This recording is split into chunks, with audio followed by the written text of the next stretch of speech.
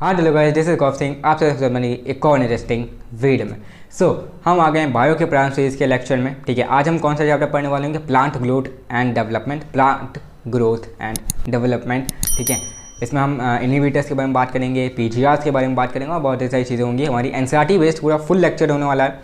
आपको जो नोट्स हैं वो आपको टेलीग्राम ग्रुप पे मिलेंगे। अभी तक ज्वाइन नहीं किया है तो प्लीज़ जाके ज्वाइन कर लो, वहीं पे सारे नोट्स मिल होंगे, सारे नोट्स मिल होंगे। बात करते हैं हम जो आपका इंस्टाग्राम पे, ठीक है, उसको भी फॉलो करना मत भूलिएगा, क्योंकि वहीं पे आपको सारी अनाउंसमेंट और अपडेट जो होगी वो वहीं पे मिलेगी। और यूट्यूब पे तो फॉलो करना मत भूलिएगा, सब्सक्राइब करना मत भूलिएगा, क्योंकि यहीं पे आपको सारी वीडियोस मिल रही होंगी लेक्चर पर डे। ठीक है, और वीडियो को लाइक कर देना अगर पसंद आए हो, और चैनल को सब्सक्राइब कर देना। तो चलो वीडियो को शुरू करें। हाँ तो गाइस, चलिए हम अपना चैप्टर जो है उसको हम स्टार्ट करते हैं। ठीक है, तो सेल ग्रोथ का मतलब क्या होता है? Increase in the biomass which is responsible for photosynthesis. ठीक है, जब भी बायोमास में इंक्रीज़ किया जाता है, जब भी उसमें कुछ बढ़ाया जाता है बायोमास में, उसे हम कहते हैं सेल ग्रोथ। और बायोमास रिस्पॉन्सिबल होता है फोटोसिंथेसिस के लिए। ठीक है, फिर आता है ग्रोथ। क्या होती है भैया? Irreversible increase in mass and volume. Growth वो चीज़ है जो कि इरिवर्सिबल है, मीन्स एक बार इंक्रीज हो गई तो वो दोबारा डिक्रीज नहीं करेगी। Irreversible increase in mass and volume is refers to growth. ना ग्रोथ दो तरीके की होती है, एक हो गया सेल डिवीजन और एक होगा size elongation of the cell. अब size elongation of the cell में हम एग्जांपल ले लेते हैं न्यूरॉन सेल, हमारे ब्रेन में जो होता है। ठीक है, ऑक्जेलिक ग्रोथ क्या होती है? It is a growth in increase in mass with increase in cell. मतलब मास भी बढ़ रहा है और सेल भी बढ़ रहा है। ठीक है, दोनों चीज़ें जब हो रही तो उसे हम ऑक्जेलिक ग्रोथ कहेंगे। ना फैक्टर्स क्या क्या रिस्पॉन्सिबल होते हैं हमारी ग्रोथ के लिए? तो वो हो गया temperature, water, sunlight and O2। ठीक है, मैच्योर ओवल जो होता है उसे हम सीड कहते हैं और मैच्योर ओवरी को हम सीडलिंग कहते हैं। टिश्यू जो है वो हमारे चार टाइप के होते हैं: simple, permanent, complex and special. Okay, कुछ इंपॉर्टेंट चीज़ें हैं वो भी मैंने यहाँ पे लिख रखी हैं, भले वो आउट ऑफ इससे सिलेबस से अलग हो, बट किसी ना किसी तरीके से वो रिलेटेड ही है। तो देखो, dry weight is more accurate than fresh weight. यहाँ पे एग्जांपल लेते हैं। ठीक है, यहाँ पे देखिए क्वेश्चन पूछा जाता है why dry weight is more accurate than fresh weight. ठीक है, तो देखो फॉर एग्जाम्पल, एक आप हैं, ठीक है, आपका वेट है 30 kg, और एक इंसान है, ठीक है, जिसका वेट है 50 kg। ठीक है, मीन्स या मैं ऐसे एग्जांपल लें, आप पतले से, ठीक है, और एक इंसान जो 50 kg, उसका 50 kg वेट उसका ज़्यादा क्यों है, हमें ये पता लगाना। क्योंकि उसके पास मसल्स जो हैं, ठीक है, वो थोड़ा ज़्यादा है, उसका पेट ज़्यादा निकला, वो थोड़ा मोटा है, थोड़ा भारी है, इसलिए उसकी मसल्स का वेट थोड़ा ज़्यादा है। बट अगर हम ड्राई वेट देखें, मतलब आपकी बोन्स का जो वेट है और उस 50 किलो वाले बोन्स के आदमी का जो वेट है, दोनों सेम ही रहेगा। ठीक है, दोनों लगभग अप्रॉक्स रहेंगे, एक ही आसपास।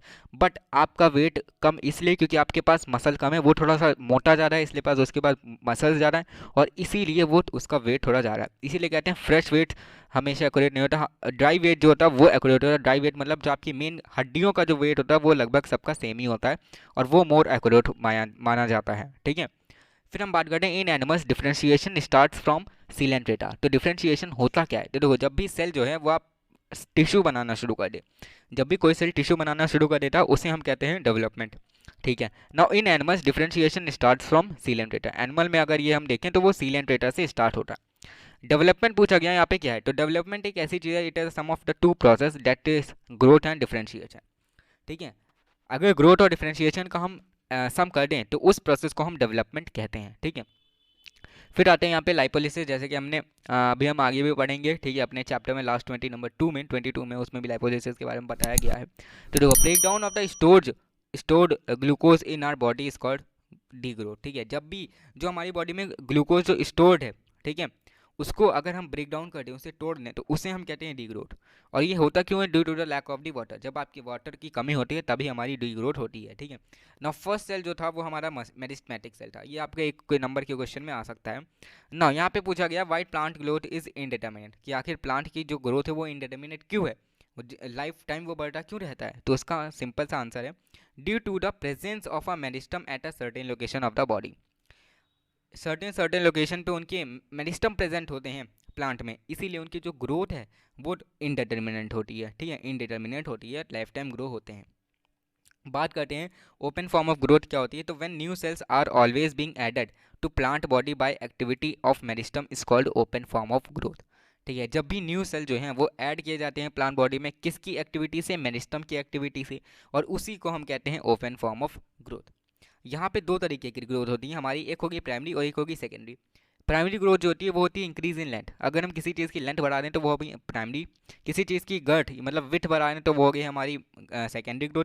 अगर जो प्राइमरी ग्रोथ है वो हमारी अकर करती है all the parts of the plant, ठीक है, प्लांट के हर पार्ट में प्राइमरी ग्रोथ होगी। बट सेकेंडरी ग्रोथ जो होती है वो सिर्फ एंजियोस्पर्म एंड जिम्नोस्पर्म में ही होती है। प्राइमरी ग्रोथ की बात करें तो वो प्राइमरी मेरिस्टम में होती है, और सेकेंडरी ग्रोथ की बात करें तो वो सेकेंडरी मेरिस्टम में होती है, ठीक है। सिंपल से ये डिफरेंस था, आराम से बात करते हैं नोट्स की, ठीक है। तो नोट्स आपको टेलीग्राम ग्रुप पे मिलेंगे, तो प्लीज़ ज्वाइन कर लीजिएगा, ज्वाइन करना मत भूलिएगा, और इंस्टाग्राम पे फॉलो करना मत भूलिएगा, क्योंकि वहीं पे सारी डाउट्स अनाउंसमेंट जो भी होगा वो वहीं पे होगा, ठीक है।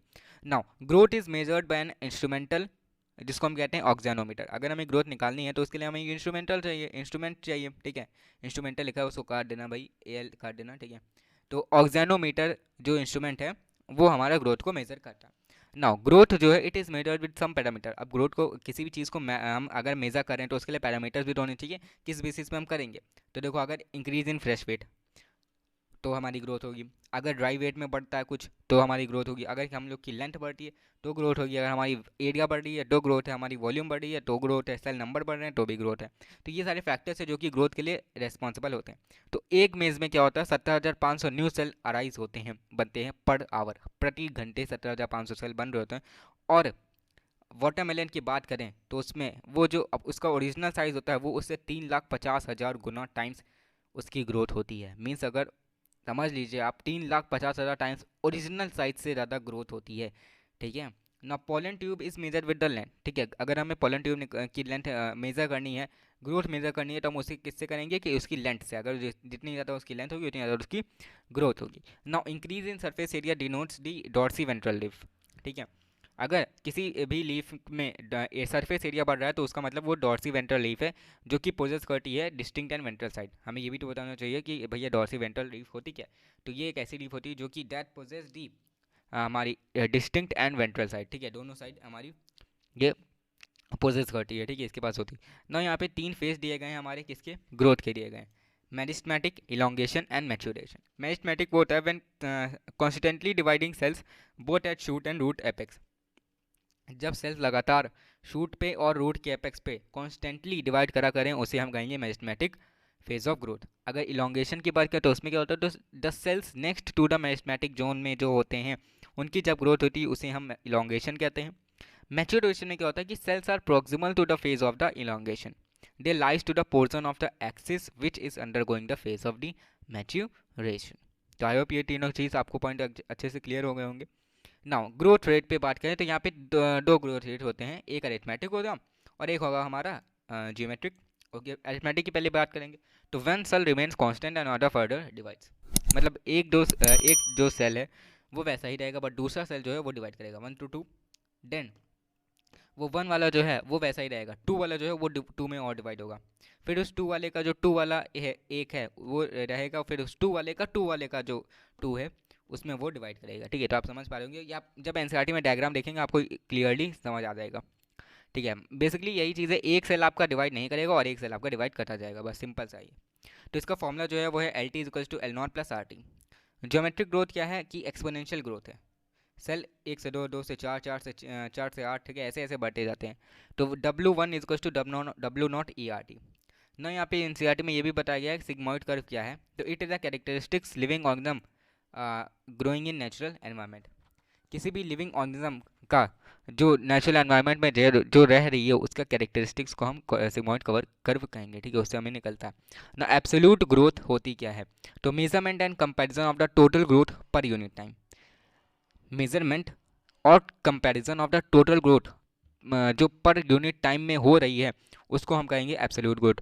और growth of a given system पर यूनिट टाइम, एक सिस्टम की कितनी ग्रोथ हो रही है पर यूनिट टाइम में, तो उसको हम कहेंगे रिलेटिव ग्रोथ रेट, ठीक है ना। टर्जिडिटी क्या होता है, it is state of being Solan, means कि कभी कोई चीज़ फूल जाती है ना, उसे हम कहते हैं turgidity. It has in extension growth also ना। यहाँ पे बताया गया प्रोटोप्लाज्म क्या है, तो it is a living material of a cell, living material of a cell को हम प्रोटोप्लाज्म कहते हैं। Now environment signals such as light and gravity, ये वो भी रिस्पॉन्सिबल होते हैं।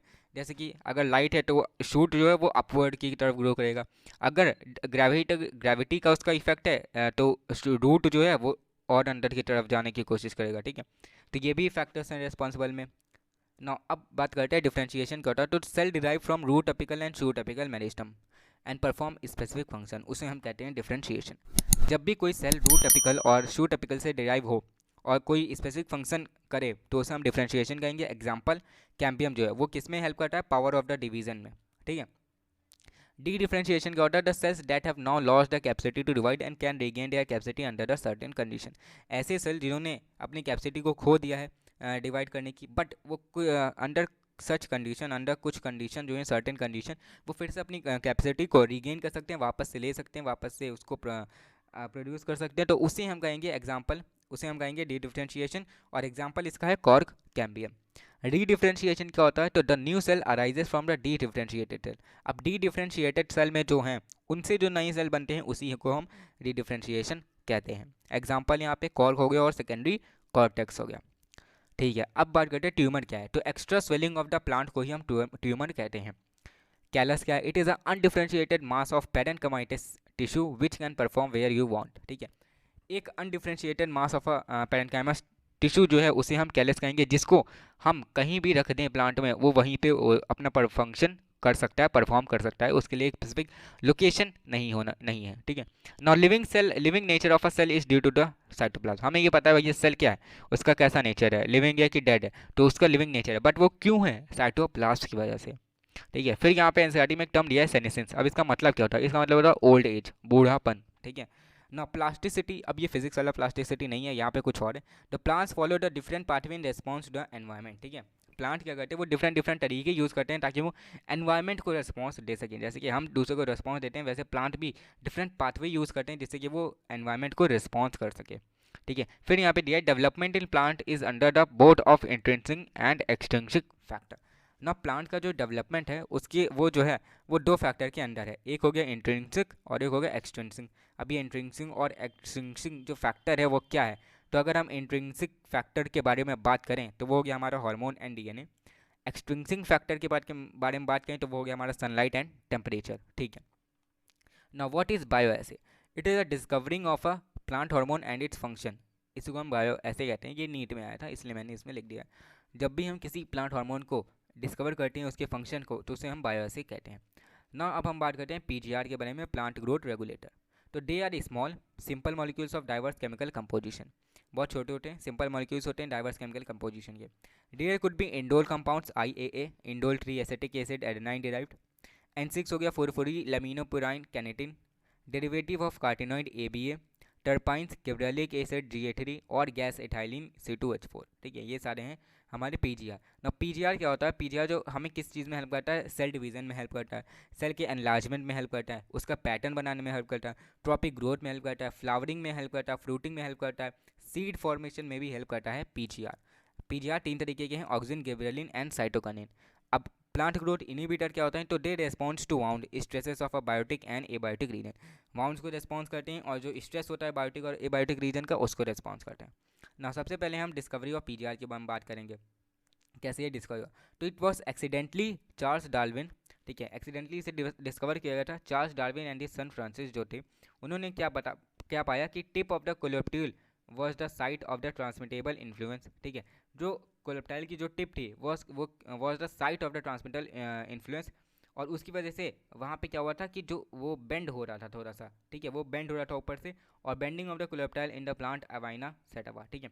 अब ये किस प्लांट में पाया गया था, वो था अवाइना सेटावा। तो ये बहुत एकदम एक्सीडेंटल था कि चार्ल्स डार्विन उनके बेटे ने ये फाउंड किया था कि जो टिप है कोलेप्टाइल की वो एक साइट है ट्रांसमिटेबल इन्फ्लुएंस की, जो कि क्या करती है, कोलेप्टाइल को बेंड कर देती है इन द प्लांट अवाइना सेटिवा, ठीक है। तो ये भी पूछा जा सकता है कौन से प्लांट में हुआ था, तो वो हो गया अवाइना सेटिवा। बात करते हैं सेकेंड पॉइंट की इसकी, ठीक है। तो auxin was isolated by FW Went from the tips of the coleoptile oat seedling, ठीक है। उसको आइसोलेट कहाँ से किया गया था, किसने किया था, FW वेंट ने, और कहाँ से किया था, from the tips of the coleoptile of the oat seedling. Now third point है बैकाने। बैकाने क्या होता है, फुलिश सीडलिंग होती है of a rice seedling. It is caused by the Gibberella fujikuroi, ठीक है। ये किसने किया था, ये जो डिसीज़ है फुलिश सीडलिंग, इसको गिब्रेला फिजिकोरिया ने किया था, जिसको फाउंड किया था ई कुरोसावा ने, जो कि रिपोर्ट किया था इन 1926 में। ई कुरोसावा ने फाउंड किया कि भैया बैकाने जो है वो कॉज करता है, इट इज़ बैकाने जो डिसीज़ है वो कौन कॉज करता है, गिब्रेला फिजिकोरिया, और यहीं से हमें गिब्रेलिन के बारे में पता चला था। Fourth, Miller et al in 1955, उन्होंने क्या किया कि the crystallize and identified the cytokinesis, उन्होंने क्या किया था, साइटोकाइनेसिस को डिस्कवर किया था in promoting the active substance called kinetin. ठीक है, जो एक्टिव सब्सटेंस को प्रमोट करते हैं उसको हम काइनेटिन कहेंगे ना। ऑल थ्री वर केमिकली आइडेंटिकल। अब बाद में पाया गया कि तीनों जो है वो केमिकली आइडेंटिकल हैं, एक ही जैसे, तो इन दोनों का नेम रख दिया गया abscisic acid ABA। Now H.H. Cousins in 1910 they confirmed the release of the volatile substance from the ripened orange, ripened मतलब छिला हुआ, that hastened the ripening of the stored and unripened banana। ठीक है, और later it was known as the gaseous PGR ethylene, और इसका discover क्या किया गया था, हमें इथाइलिन हमें उससे मिला था। ठीक है, ना फर्स्ट हम बात करते हैं ऑक्सीजन के बारे में। तो ऑक्सीजन क्या है भैया, तो it is responsible for apical dominance. ठीक है, दूसरा ये जो है फ्लावरिंग और पाइनएप्पल में भी हमें हेल्प करता है। ठीक है, and it also prevents the fruit and leaf drop. It is also use for plant propagation, अगर हमें शूट टिप को निकालना हो तो उसमें भी ये हेल्प करता है, और अगर रिमूवल ऑफ शूट टिप को हम कहते हैं decapitation. It is also applied in tea plantation, hedge making में भी यूज़ होता है। इट इंड्यूसेस द पार्थिनोग्राफी, मतलब पार्थिनोग्राफी मतलब सीडलेस फ्रूट को हम पार्थिनोकार्पी कहते हैं। एग्जाम्पल हम ले लेते tomato. And it also controls the oxygen also controls xylem differentiation हो गया, it is helps in cell division also. तो ये कुछ इंपॉर्टेंट पॉइंट्स है ऑक्सीजन के जो फंक्शन है। नाउ एंटागोनिस्टिक का मतलब क्या होता है, तो एंटागोनिस्टिक का मतलब होता है hormone that are having the different and opposite function. कोई भी चीज़ जो कि कोई भी दो चीज़ जिनके पास डिफरेंट फंक्शन और अपोजिट फंक्शन हो, ठीक है, उसे हम कहेंगे एंटागोनिस्टिक। वो किसी भी दो चीज़ के बीच में हो सकता है, जैसे कि यहाँ पे ऑक्सीजन और साइटोकाइनिन जो है वो है एंटागोनिस्टिक। फॉर एग्जांपल अब हम देखते हैं साइटोकाइनिन है, तो it is responsible for lateral growth. Kinetin, kinetin होता क्या है, it is a purine modified form of adenine. अगर हम एडेनाइन को मॉडिफाई करते हैं तो उसको हम कहते हैं साइटोकाइनिन, सॉरी काइनेटिन। साइटोकाइनेटिन जो है वो हेल्प करता है न्यू लीव्स बनाने में भी, प्रोड्यूस करने में भी। जेटिन क्या है यहाँ पे एक दिया substance that does cell division. ठीक है, जो सब्सटेंस ऐसा सब्सटेंस जो कि सेल डिवीजन करता है प्लांट में, ठीक है, उसे हम जेटिन कहते हैं। थर्ड पॉइंट यहाँ पे दिया helps to produce chloroplast in leaves. Cytokinin जो है वो क्लोरोप्लास्ट बनाने में भी हेल्प करता है। साइटोकाइनिन हमें साइटोकाइनिन जो है वो प्रमोट करता है न्यूट्रिएंट मोबिलाइजेशन में। साइटोकाइनिन हेल्प करता है ओवरकम एपिकल डोमिनेंस। ठीक है, और यहाँ पे देखो ये क्या कर रहा था, रिस्पॉन्सिबल था ऑक्सीजन एपिकल डोमिनेंस के लिए। साइटोकाइनिन क्या है, इट हेल्प्स टू ओवरकम था, उसको ओवरकम करने, दोनों का डिफरेंट अपोजिट फंक्शन हो गया। ठीक है, तो ये हो गया एंटागोनिस्टिक। नाउ सेकंड थर्ड की बात करते हैं तो वो हो गया गिबरेलिन। तो it induces the male flowering. ठीक है, पहला तो वो मेल फ्लावरिंग को इंड्यूस करता है, दूसरा more than 100 gibberellic acid were reported. ठीक है, and GA3 was the first gibberellin acid to be discovered. It also promotes the bolting, means internodal elongation को हम बोल्टिंग कहते हैं, जो कि गिबरेलिन प्रमोट करता है।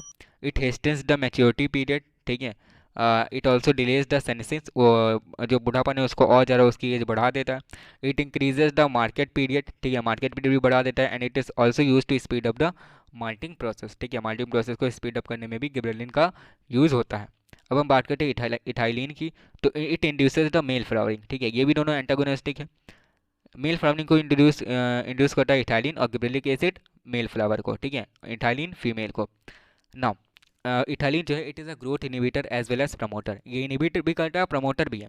For example promotes the senescence and abscission. ठीक है, सेनेसिस हमने बताई दिया आपको ओल्ड एज, और एब्सिसन का मतलब क्या होता है, टू फॉल डाउन मतलब गिरना। ठीक है, जैसे कि पेड़ से कोई भी फ्रूट गिरा, ठीक है, उसे हम एब्सिसन कहेंगे। ठीक है, कब वो गिर रहा है, कब पूरा पक के गिर गया, ठीक है, उसे हम एब्सिसन कहेंगे।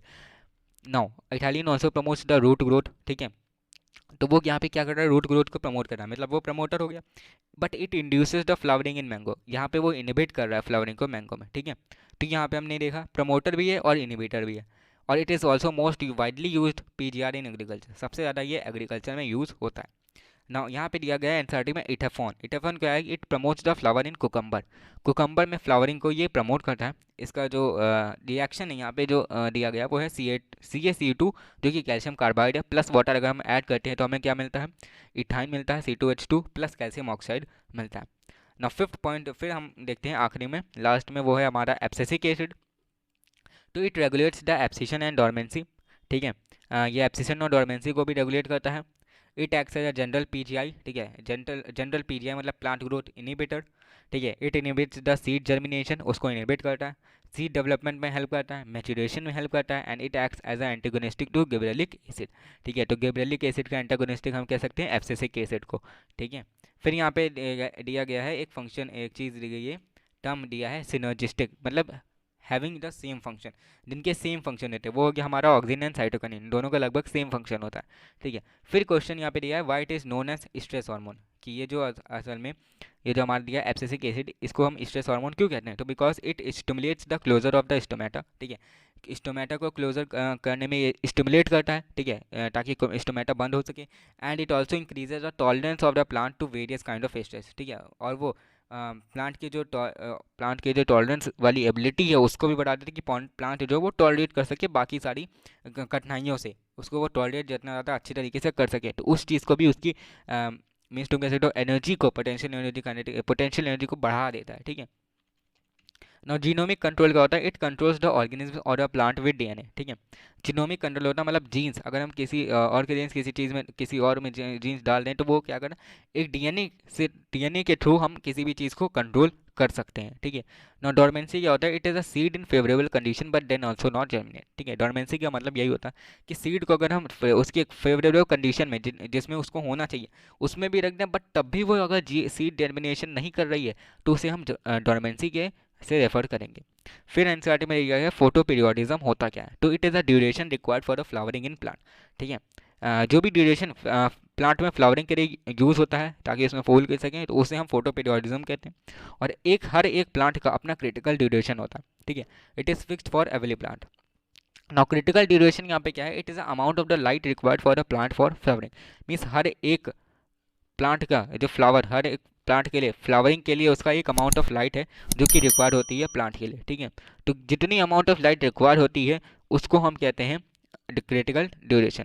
ना अगर ये क्रिटिकल ड्यूरेशन जो है वो हमारा कम हुआ लाइट ड्यूरेशन से तो हम उसे कहेंगे लॉन्ग डे प्लांट, लेकिन अगर क्रिटिकल ड्यूरेशन वो हमारा लाइट ड्यूरेशन से ज़्यादा हुआ, ठीक है, तो हम उसे शॉर्ट डे प्लांट कहेंगे। और अगर क्रिटिकल ड्यूरेशन और लाइट ड्यूरेशन का कोई आपस में मेल जोल ही नहीं है तो उसे हम कहेंगे डे न्यूट्रल प्लांट, ठीक है, सिंपल था। नाउ यहाँ पे हम देखते हैं कुछ इंपॉर्टेंट, जैसे कि हार्मोन जो है वो प्लांट, ऐसा कौन सा हार्मोन है प्लांट में जो फ्लावरिंग के लिए रिस्पॉन्सिबल होता है, तो उसे हम कहेंगे फ्लोरिजन, ठीक है। अब लॉन्ग डे प्लांट और शॉर्ट डे प्लांट और डे न्यूट्रल प्लांट का एक एग्जांपल भी देख लेते हैं, ठीक है। तो लॉन्ग डे प्लांट में अगर हम देखें तो वो हो गया एग्जांपल पोटैटो और जैंथियम। शॉर्ट डे प्लांट के एग्जांपल है tobacco and chrysanthemum. Day neutral plant जो है वो हो गया हमारा एग्जांपल टोमेटो। नाउ फाइटोक्रोम क्या होता है, it is a hormone pigmented in leaf for flowering, ठीक है। ये एक ऐसा हार्मोन या पिगमेंट है जो कि लीफ में होता है ताकि वो फ्लावरिंग कर सके। तो हम यहाँ पे दो चीज़ें मिली, एक फ्लोरिजन भी हो सकता है और एक फाइटोक्रोम भी हो सकता है।